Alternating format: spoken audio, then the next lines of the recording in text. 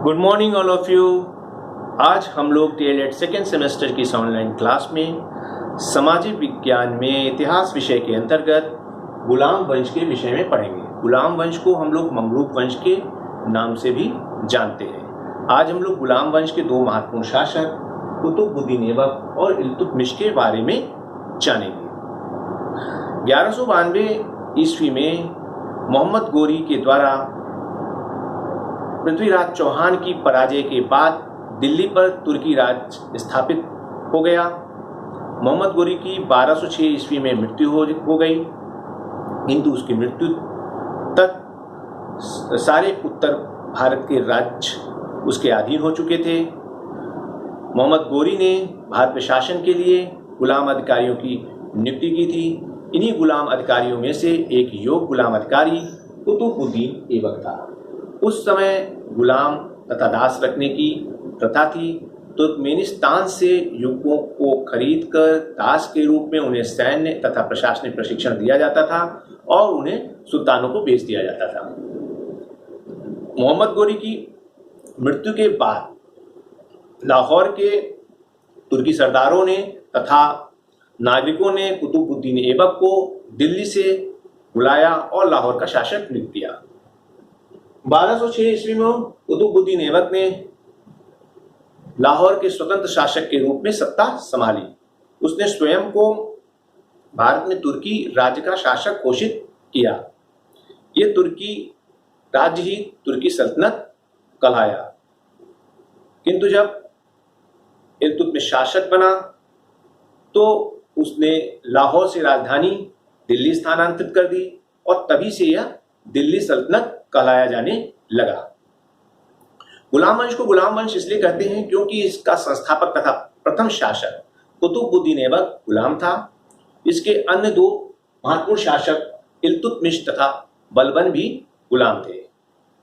गुलाम वंश को ममलूक वंश के नाम से भी जाना जाता है क्योंकि ममलूक का अर्थ होता है गुलामी से मुक्त माता पिता से उत्पन्न वंश। इसलिए 1206 ईस्वी से 1290 ईस्वी तक भारत पर शासन करने वाले शासकों को ममलूक कहा गया। कुतुबुद्दीन ऐबक ने जब शासन प्रारंभ किया तो उसने मलिक तथा सिपह सालार की हैसियत से शासन किया। बाद में मोहम्मद गोरी के वैध उत्तराधिकारी गयासुद्दीन महमूद ने उसे दास्ता मुक्ति पत्र प्रदान करके सुल्तान की उपाधि दी। कुतुबुद्दीन ऐबक ने नए राज्यों की विजय नहीं की। उसने पुराने जीते गए क्षेत्रों पर ही नियंत्रण स्थापित करने को अधिक महत्व दिया।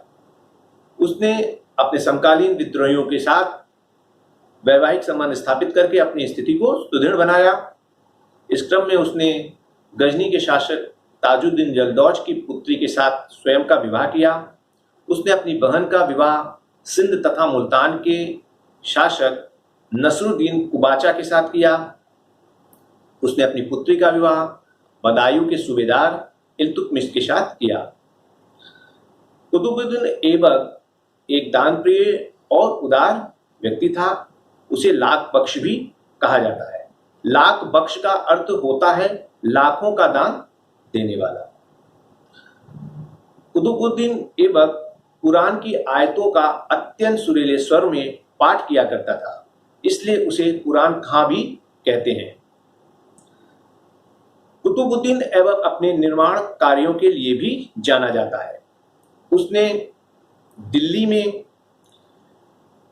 प्रसिद्ध चिश्ती संत शेख कुतुबुद्दीन बख्तियार काकी की याद में एक कुतुब मीनार का निर्माण कराया।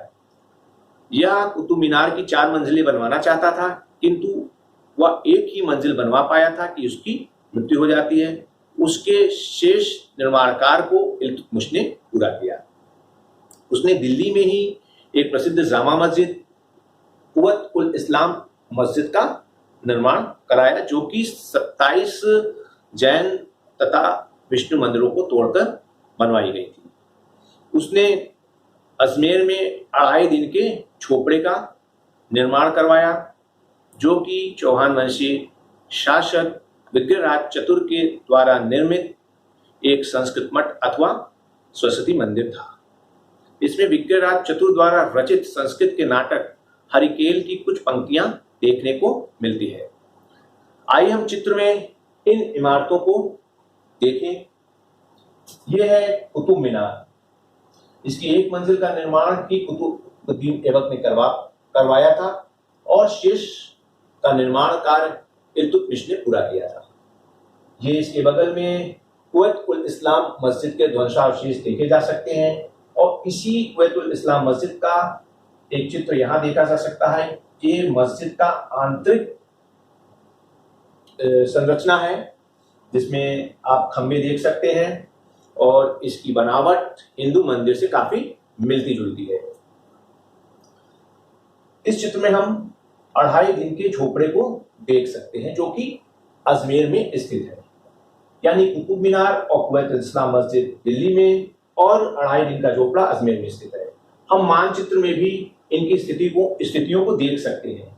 ये है दिल्ली जहां पे कुतुब मीनार और कुवैत उल इस्लाम मस्जिद स्थित है और ये हम देख सकते हैं यहाँ ये अजमेर है जहां पे 2.5 दिन का झोपड़ा स्थित है। कुतुबुद्दीन ऐबक की मृत्यु 1210 ईस्वी में लाहौर में चौगान खेलते वक्त घोड़े से गिर जाने के कारण हो गई। कुतुबुद्दीन ऐबक के बाद 1210 ईस्वी में आराम शाह शासक बना, किंतु वह योग्य और कमजोर शासक था, इसलिए तुर्की अमीरों ने 1211 ईस्वी में इल्तुतमिश को गुलाम वंश का शासक बनाया। इल्तुतमिश भारत में तुर्की साम्राज्य का वास्तविक संस्थापक था। तुर्की साम्राज्य की नींव तो कुतुबुद्दीन ऐबक ने डाली थी, किंतु उस साम्राज्य को सुव्यवस्थित और सुसंगठित करने का कार्य इल्तुतमिश ने किया। इल्तुतमिश ने गद्दी पर बैठते ही अपनी राजधानी लाहौर से दिल्ली स्थानांतरित कर दी। इल्तुतमिश ने 40 तुर्क गुलाम सरदारों के एक दल का गठन किया था जो कि चालीसा अथवा तुर्कान ए चहलगामी के नाम से जाना जाता है। इन 40 सरदारों अथवा चालीसा का महत्व प्रशासन और राजनीति में बहुत अधिक बढ़ गया। इल्तुतमिश ने तराइन के तृतीय युद्ध में 1215 ईस्वी को गजनी के शासक ताजुद्दीन यल्दौज को परास्त करके मार डाला और गजनी का दिल्ली सल्तनत से संपर्क खत्म हो गया। ये हम मानचित्र में देख सकते हैं, ये गजनी है और ये गौर राज्य है। यहीं का शासक ताजुद्दीन यल्दौज था जिसे इल्तुतमिश ने परास्त करके मार डाला था। इसकी मृत्यु के साथ ही मध्य एशिया की राजनीति से दिल्ली तथा भारत मुक्त हो गए। मध्य एशिया की राजनीति से दिल्ली तथा भारत का संपर्क समाप्त हो गया, क्योंकि अक्सर ही मध्य एशिया तथा गजनी राज्य का भारत की तथा दिल्ली की राजनीति में हस्तक्षेप होता रहता था और ताजुद्दीन यल्दौज की मृत्यु के साथ ये संपर्क समाप्त हो गया। इल्तुतमिश ने सिंध तथा मुल्तान के सूबेदार अथवा शासक नसरुद्दीन कुबाचा पर भी आक्रमण किया और अंत में विवश होकर नसरुद्दीन कुबाचा ने आत्महत्या कर दी। ये हम मानचित्र में देख सकते हैं, ये सिंध है और ये मुल्तान है। सिंध और मुल्तान का ही शासक था नसरुद्दीन कुबाचा और उसकी मृत्यु के बाद सिंध और मुल्तान दिल्ली सल्तनत का हिस्सा बन गए। इस तरह ये पूरा क्षेत्र भी इल्तुतमिश के अधीन हो गया। इल्तुतमिश के शासनकाल में मंगोलों के आक्रमण का खतरा मंडराने लगा। मंगोल नेता चंगेज खां के डर से पर्शिया के शासक ख्वारिज़्म शाह का पुत्र जलालुद्दीन मांगबरनी भारत की ओर भाग कर आया और उसका पीछा करते हुए चंगेज खां भी सिंध तक पहुंच गया। इल्तुतमिश ने जलालुद्दीन मांगबरनी की मदद करने से इनकार कर दिया और इस प्रकार उसने मंगोल आक्रमण से भारत की रक्षा की। इल्तुतमिश ने बंगाल तथा बिहार पर भी अधिकार कर लिया। कुतुबुद्दीन ऐबक के समय बंगाल का शासक अली मर्दान था। अली मर्दान की उसके उत्तराधिकारियों ने हत्या कर दी और उसके बाद हिसामुद्दीन एवाज गयासुद्दीन आजम के नाम से बंगाल का शासक बना और उसने अपने राज का विस्तार बिहार तक कर लिया।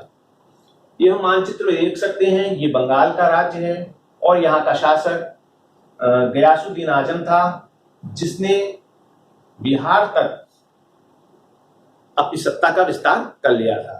किंतु बाद में इल्तुतमिश ने बिहार पर अधिकार कर लिया और यहाँ पे अपना राज्यपाल नियुक्त किया तथा गयासुद्दीन आजम को अधीनता स्वीकार करने के लिए विवश किया। जब इल्तुतमिश वापस लौट गया तो आजम ने पुनः बिहार पर अधिकार कर लिया और इल्तुतमिश की अधीनता मानने से इनकार कर दिया। इल्तुतमिश ने उसे दंडित करने के लिए अपने पुत्र नसरुद्दीन महमूद को भेजा। नसरुद्दीन महमूद ने बंगाल की राजधानी लखनौती पर आक्रमण किया और अपनी राजधानी की रक्षा करते हुए गयासुद्दीन आजम मारा गया। उसकी मृत्यु के पश्चात नसरुद्दीन महमूद को बंगाल का सूबेदार बनाया गया, किंतु नसरुद्दीन महमूद 2 वर्ष ही जीवित रहा। उसकी मृत्यु के उपरांत बंगाल में खिलजी अमीर इख्तियारुद्दीन बल्ख के नेतृत्व में खिलजी अमीरों ने विद्रोह कर दिया। इल्तुतमिश ने इन विद्रोहों को दबाने के बाद बंगाल पे अधिकार कर लिया और बंगाल को दिल्ली सल्तनत में मिला लिया। इस प्रकार बंगाल और बिहार दोनों ही दिल्ली सल्तनत का हिस्सा बन गए, यानी ये क्षेत्र भी इल्तुतमिश के अधीन हो गए। इसके बाद इल्तुतमिश ने राजपूताना क्षेत्र की विजय की। ये हम मानचित्र में देख सकते हैं, ये पूरा राजपूताना क्षेत्र है। इसमें कई राज्य थे, अजमेर, जालौर, नागौर, बयाना, रणथंबोर, ये सभी राजपूत राज्य थे जिनकी विजय इल्तुतमिश ने की थी। इस क्रम में उसने सर्वप्रथम रणथंबोर की विजय की, उसके बाद जालौर की विजय की, फिर बयाना की विजय की, फिर अजमेर की विजय की और फिर नागौर की विजय की। इस प्रकार इन राजपूत राज्यों की विजय करने के बाद इन्हें दिल्ली सल्तनत में मिला लिया। इस प्रकार ये पूरा राजपूताना क्षेत्र भी दिल्ली सल्तनत का हिस्सा बन गया। इसके बाद इल्तुतमिश ने ग्वालियर तथा कलिंजर पर भी आक्रमण किया और इस पर भी अधिकार करके इसे दिल्ली सल्तनत में मिला लिया। ये हम देख सकते हैं, चित्र में ग्वालियर है जो कि मध्य प्रदेश में स्थित है और ये कलिंजर है जो कि उत्तर प्रदेश के बांदा जिले में स्थित है। इस तरह कलिंजर और ग्वालियर भी दिल्ली सल्तनत का हिस्सा बन गए। इस प्रकार इन सारी विजयों के उपरांत इल्तुतमिश ने एक विशाल साम्राज्य का निर्माण किया। हम ये मानचित्र में देख सकते हैं, ये पीले रंग के जो पूरा संपूर्ण क्षेत्र दिखाई दे रहा है, ये दिल्ली सल्तनत का साम्राज्य है। यानी ये जो पीले रंग के हिस्सा जो मानचित्र में है, इस पूरे हिस्से पर दिल्ली साम्राज्य का विस्तार था, जिसमें सिंध, मुल्तान, ग्वालियर, कलिंजर, बिहार, बंगाल और पूरा राजपूताना क्षेत्र शामिल था। इस प्रकार इल्तुतमिश ने एक विशाल साम्राज्य की निर्माण किया। इल्तुतमिश ने देश में एक राजधानी, एक स्वतंत्र राज्य, राजतंत्रीय प्रशासनिक व्यवस्था और अफसरशाही व्यवस्था की स्थापना की। इल्तुतमिश ने दिल्ली को भारतवर्ष में तुर्की साम्राज्य की राजनीतिक, प्रशासनिक और सांस्कृतिक केंद्र बनाया। इल्तुतमिश भारत में एकता प्रणाली को सुव्यवस्थित रूप से शुरू करने वाला पहला शासक था। उसने अपने साम्राज्य को विभिन्न प्रांतों में बांटा, जिसे एकता कहा जाता है था। इन प्रांतों पर उसने एक सेनापति अथवा प्रशासक नियुक्त किया, जिसे इक्तादार कहा जाता था। एकता व्यवस्था के द्वारा इल्तुतमिश ने केंद्र को प्रांत तथा स्थानीय शासन से जोड़ा। इक्तेदार के पास अपनी एक सेना होती थी और उसके अधीन प्रशासन के लिए कुछ अधिकारी होते थे, जिनकी सहायता से वो राज्य की रक्षा करता था और अपने नियंत्रण में अपने एकते से कर एकत्र करता था। इन्हीं करों से वह अपने अधिकारियों का तथा अपने सैनिकों का खर्चा चलाता था और इन खर्चों के बाद जो शेष धनराशि बचती थी उसे सुल्तान के पास जमा करवाता था। इल्तुतमिश ने मुद्रा संबंधी भी सुधार किए थे। उसने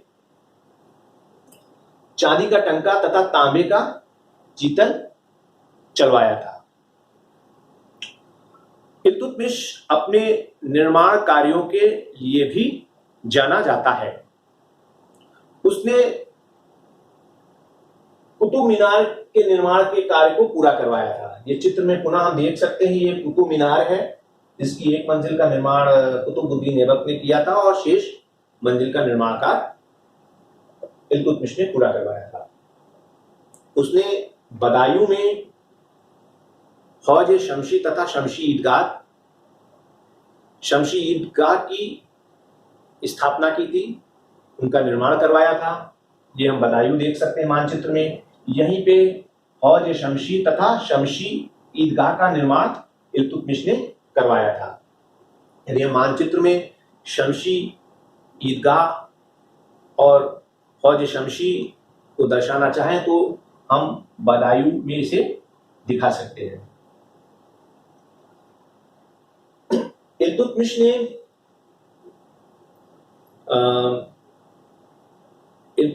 ने अपने पुत्र नसरुद्दीन के मकबरे के रूप में सुल्तानगढ़ी का भी निर्माण कराया था। ये चित्र में हम देख सकते हैं, ये सुल्तानगढ़ी है। ये इल्तुतमिश के पुत्र नसरुद्दीन महमूद का मकबरा है। यह भारत में प्रथम इस्लामिक मकबरा था। इल्तुतमिश ने ही नागौर में, ये मानचित्र में नागौर देख सकते हैं, नागौर में ही उसने अतारकिन दरवाजे का भी निर्माण कराया था और उसने दिल्ली में एक मदरसे तथा एक मस्जिद का भी निर्माण कराया था। इल्तुतमिश साहित्य का प्रेमी शासक था।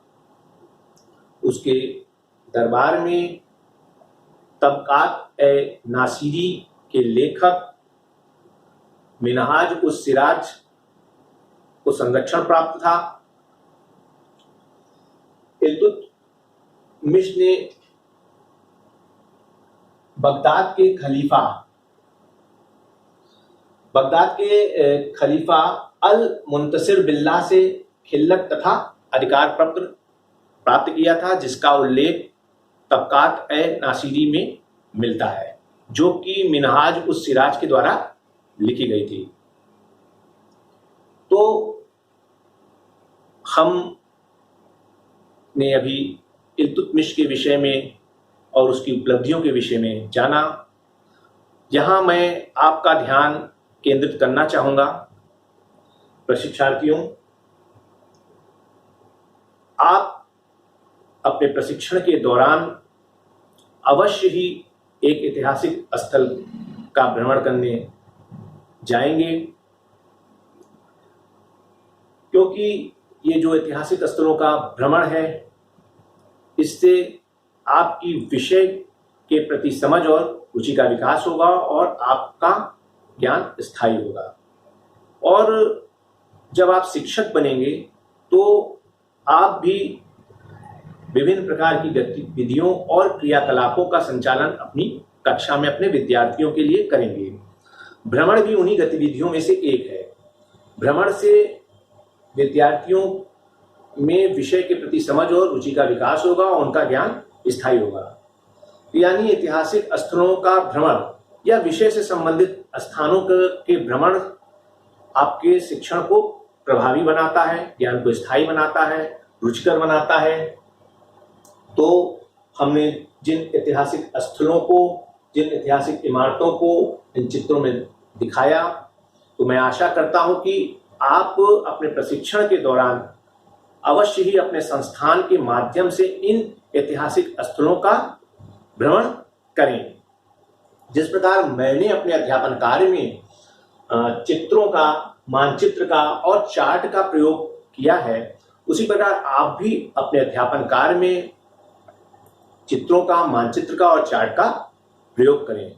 इससे शिक्षण कार्य सुगम, सरल, प्रभावी और रोचक बनेगा।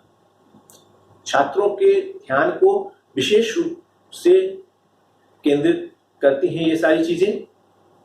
तो हम लोग इल्तुतमिश के विषय में पढ़ रहे थे।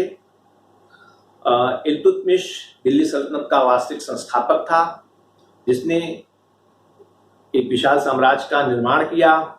उसने ऐबक के अपूर्ण कार्य को पूर्ण किया।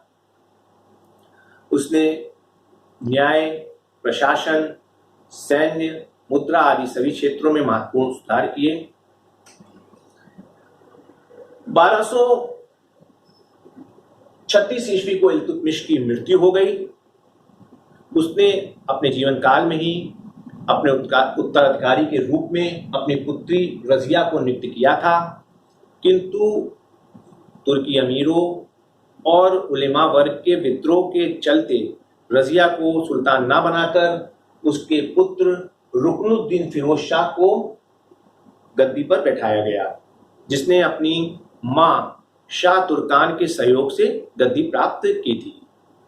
तो आज हमने इल्तुतमिश और कुतुबुद्दीन ऐबक की उपलब्धियों और उनके द्वारा किए गए कार्यों के बारे में जाना, उनके द्वारा साम्राज्य विस्तार और प्रशासनिक व्यवस्था के बारे में जाना। अगली कक्षा में हम गुलाम वंश के 2 अन्य शासकों के विषय में पढ़ेंगे, रजिया सुल्तान और बलबन। आज के लिए इतना ही। हम फिर मिलेंगे अगली कक्षा में। धन्यवाद। आपका दिन शुभ हो।